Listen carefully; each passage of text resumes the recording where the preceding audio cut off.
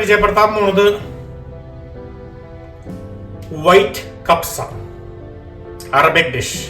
അതാണ് ഇന്ന് ഞാൻ നിങ്ങളെ പരിചയപ്പെടുന്നത്. സമയം കളയണ്ട, ഉടനെ വീഡിയോയിലേക്ക് പോവാം. ജോസ് മോസസ് കിച്ചൺ. നമ്മുടെ വൈറ്റ് കപ്സ് ഉണ്ടാക്കാനായിട്ട് മട്ടൻ നന്നായിട്ട് വാഷ് ചെയ്യുക. ഒരു 1.5 കിലോ.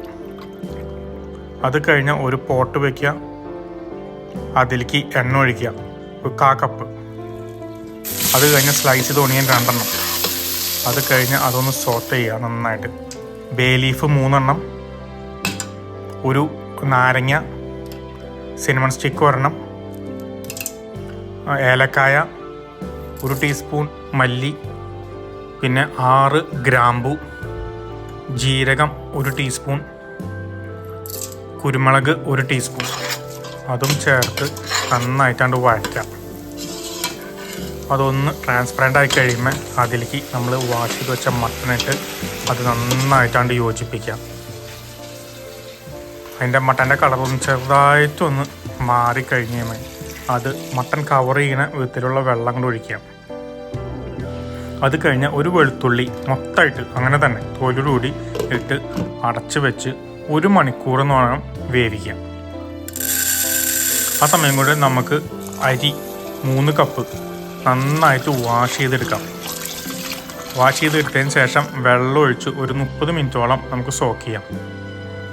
ഇതേ നോക്കിയേ, നമ്മുടെ മട്ടൻ 1 മണിക്കൂർ കഴിയുമ്പോൾ നന്നായി റെഡി ആയിട്ടുണ്ട്. ആ മട്ടൻ മാത്രമായിട്ട് നമുക്ക് ഊറ്റിയെടുക്കാം കേട്ടോ.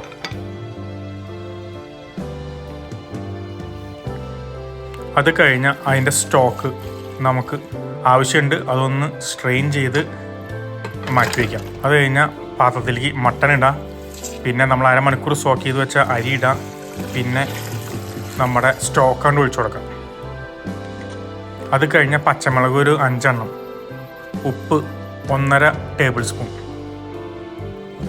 അതും ഇട്ട് നല്ല ഹൈ ഹീറ്റിൽ ഒന്നങ്ങോട്ട് ചൂടാക്കാം. അടച്ചു വെച്ചേക്കാം. അപ്പോൾ ഈസിയായി ചൂടായി വരും. തിളച്ച് വന്നിട്ടുണ്ട്.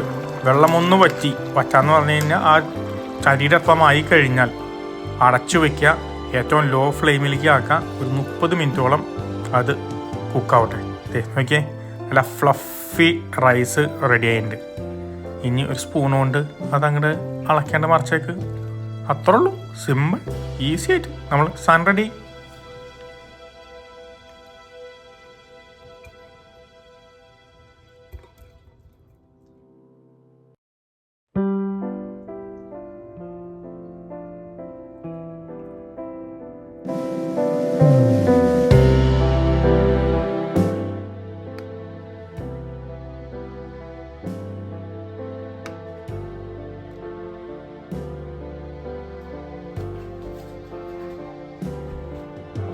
നമ്മുടെ വൈറ്റ് കപ്സ റെഡിയായി. നമുക്ക് ടേസ്റ്റ് ചെയ്ത് നോക്കാം.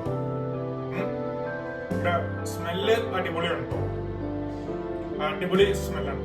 പിന്നെ ഞാനത് അവരുടെ സൽസയിലില്ല ടക്കൂസ്, അതിന്റെ കൂടെയാണ് ട്രൈ ചെയ്യണേ. ഇതിന്റെ റെസിപ്പി എന്റെ ചാനലിലുണ്ട് കേട്ടോ, അപ്പൊ ഒന്ന് ട്രൈ ചെയ്ത് നോക്കാം.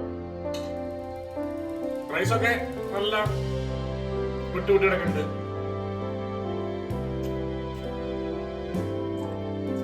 സോഫ്റ്റ് റൈസ് ആണ്, അലിഞ്ഞു പോകുന്നുണ്ട്.